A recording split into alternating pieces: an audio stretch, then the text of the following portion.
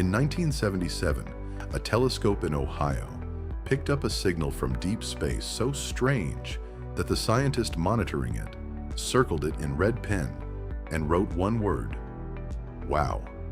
Nobody has ever explained where it came from. And here's what most people don't know.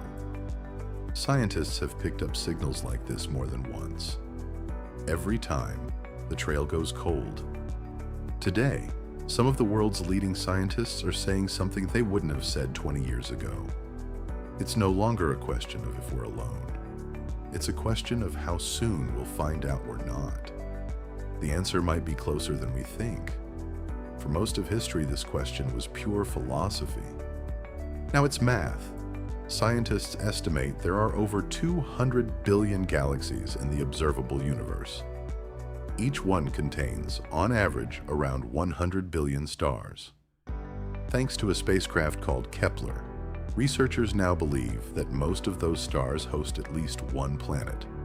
Run the numbers and astronomers say there could be billions of Earth-like planets in our galaxy alone, sitting in the habitable zone where liquid water and possibly life could exist. This leads to an uncomfortable question known as the Fermi Paradox.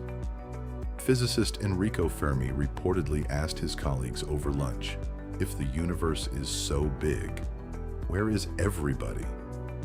Scientists still don't have a satisfying answer. And that silence is exactly what makes the mystery so fascinating. Let's return to that signal. On August 15, 1977, a radio telescope in Ohio detected a burst of radio energy 30 times stronger than the background noise of space.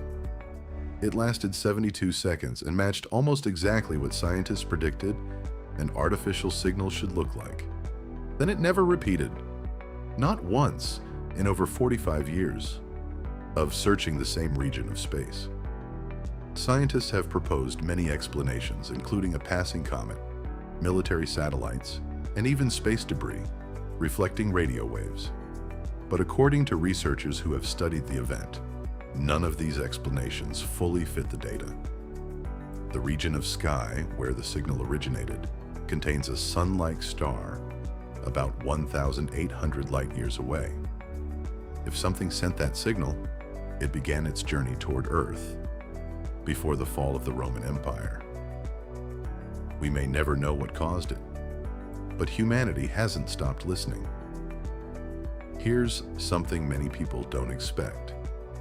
When scientists talk about finding alien life today, they aren't just looking at distant planets.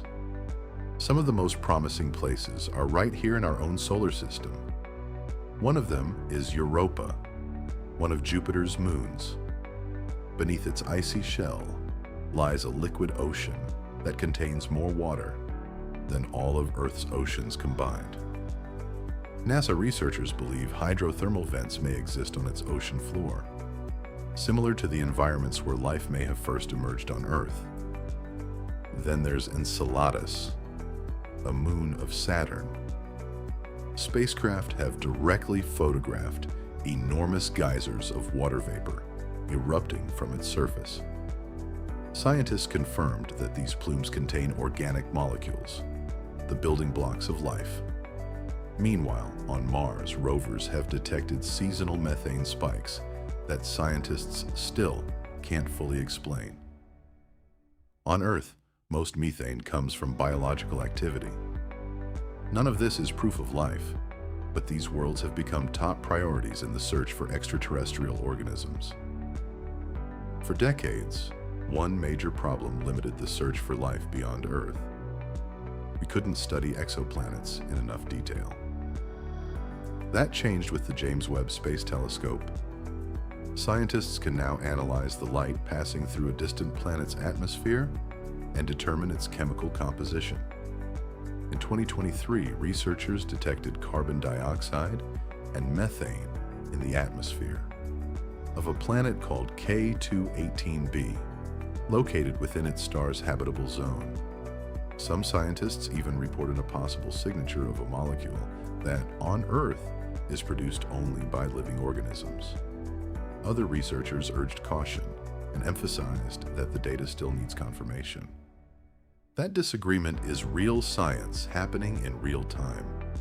What matters is that, for the first time in human history, we possess technology capable of detecting potential signs of life on worlds we may never physically visit. Then comes perhaps the most unsettling idea of all: the Great Filter. This theory suggests that life may actually be common throughout the universe, but something prevents civilizations from surviving long enough to become advanced and spread among the stars. Maybe the filter is behind us. Perhaps the leap from simple organisms to complex life is incredibly rare and took billions of years on Earth for a reason. Or maybe the filter still lies ahead of us. Perhaps every civilization that reaches a certain level of technology eventually destroys itself or collapses before it can become a spacefaring species. Scientists don't know which possibility is true, but they agree on one thing: the silence of the universe isn't meaningless. It's data, and it's telling us something that humanity hasn't yet learned how to interpret. So, are we alone? The honest answer many scientists give today is probably not. But proving it may be one of the most difficult challenges our species will ever undertake. We are living in the first generation of humans with the tools to find out.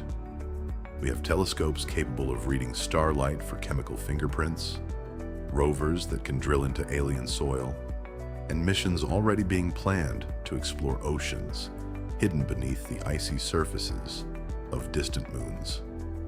Whatever the answer turns out to be, whether intelligent life is incredibly rare, or whether the universe is filled with civilizations waiting to be discovered, it will rank among the most important discoveries in human history.